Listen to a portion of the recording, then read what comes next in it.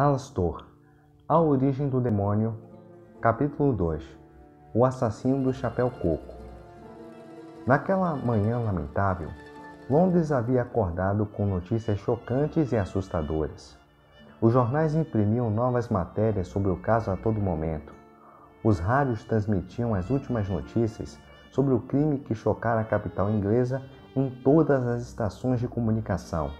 E em poucas horas, o assassinato de Pamela Parker havia se tornado o assunto mais falado entre os londrinos. Ninguém ousava se afastar do rádio a fim de não perder nenhum detalhe sobre as investigações. As barbearias estavam lotadas não para cortes de cabelo, mas sim com o intuito de dispersar a curiosidade sobre o caso através do rádio. As donas de casa sentavam em suas salas e ligavam seus aparelhos transmissores não para ouvirem novelas, e sim para acompanhar de última mão as notícias enquanto seus filhos escutavam tudo ao lado, paralisados de medo. Notícias urgentes, anunciou o radialista Albert Frank em sua estação. Acabamos de receber mais informações sobre o assassinato da dançarina Pamela Parker, ocorrido ontem à noite na casa noturna Demônios da Sedução. Segundo testemunhas, continuou ele, um homem com sobretudo cinza e um chapéu coco foi avistado saindo do estabelecimento poucas horas antes do corpo da jovem moça ser encontrado com um esfaqueamento no abdômen. Se virem suspeitos pela rua de Londres, comunique às autoridades o mais rápido possível, alertou Albert, encerrando sua transmissão. Enquanto isso, no interior do Demônios da Sedução, local onde a jovem moça teria dado seu último suspiro, as investigações continuavam em andamento enquanto centenas de jornalistas tiravam fotos do corpo estirado sobre o chão, coberto com um pano por cima, e perguntavam sobre os detalhes do terrível assassinato. Não havia mais ninguém além da vítima e o assassino?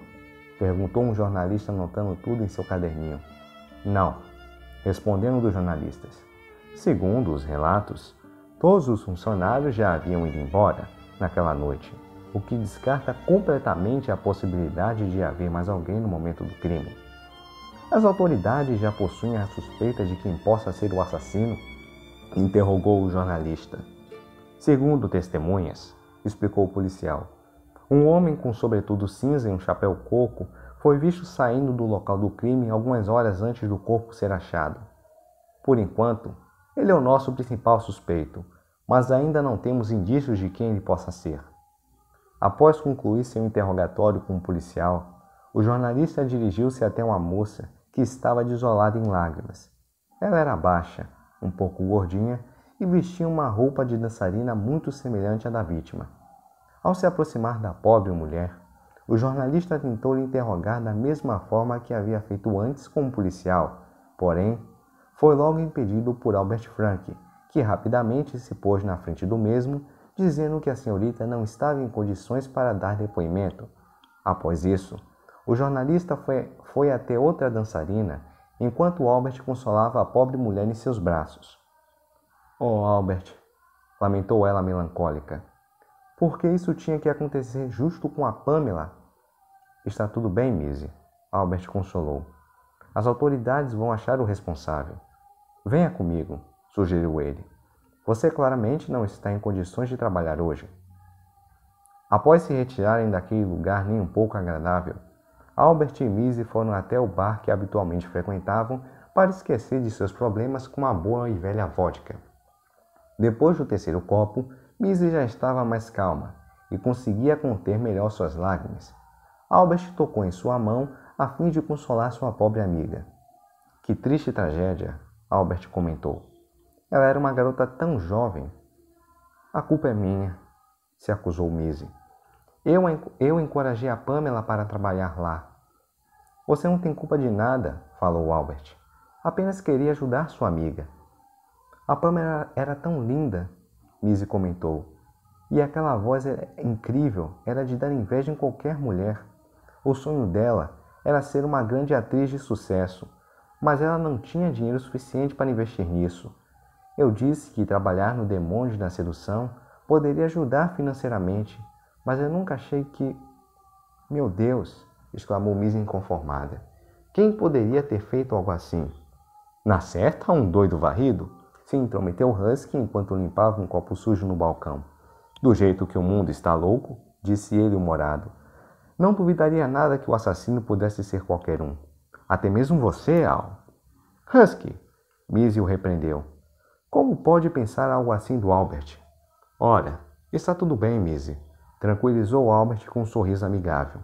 O Husky está apenas brincando. Como é mesmo que estão chamando o cara? Husky se perguntou. Assassino do chapéu coco? Que nome mais idiota! Bom, disse Albert risonho. Poderia ser pior. Tem razão, concordou Husky. Poderia se chamar Jack, o esfacador de abdômen. Parem com isso, exclamou Missy irritada. Isso não é para fazer piada. Tem uma assassina solta por aí, e qualquer um de nós pode ser a próxima vítima. Missy está certo, afirmou Albert se desculpando. Não devíamos tratar isso com tanto descaso, principalmente porque estamos falando do assassino de sua melhor amiga. Oh, Al, Missy desabafou. Estou tão assustada com tudo isso. Não se preocupe, querida, consolou Albert carinhosamente segurando suas mãos. Enquanto eu estiver aqui, nenhum assassino lhe fará mal algum. Te protegerei com minha vida se for preciso. Ao ouvir aquelas reconfortantes palavras, as bochechas de Missy ficaram vermelhas, ao mesmo tempo em que ela olhava para as mãos de Albert, que seguravam as suas com tanto afeto. Sem dúvidas, Albert sabia muito bem como agradar uma mulher, e isso fazia com que seu coração batesse por ele cada vez mais. Após beijar a testa de Missy, Albert tratou de pagar a Husky as bebidas que ambos haviam consumido, e em seguida se despediu de seus amigos, pois tinha que retornar ao estúdio a fim de poder anunciar as novas notícias sobre o assassino do chapéu coco. Enquanto observava seu amado Albert ir embora, Missy suspirou e se perguntou o que havia feito para merecer um homem tão bondoso, gentil e educado como seu pretendente. Mais tarde, após narrar as últimas notícias sobre o assassinato de Pamela Parker e o misterioso homem de chapéu coco, Albert se despediu de seus colegas e foi embora do estúdio.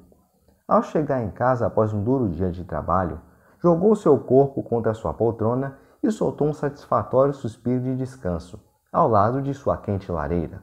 Contudo, ele sentia desde a noite anterior um estranho incômodo em seu braço esquerdo, e ao esticar a manga de sua blusa, se deparou com um imenso arranhão causado pelas unhas de Pamela Parker, enquanto a mesma lutava para fugir de sua investida assassina. Neste momento, os gritos de Pamela voltaram para suas memórias, como um grande filme de terror. Só de lembrar a expressão de medo que a pobre moça mostrava enquanto era esfaqueada em seu abdômen, Albert se sentia extasiado, enquanto abria um sorriso sinistro e macabro.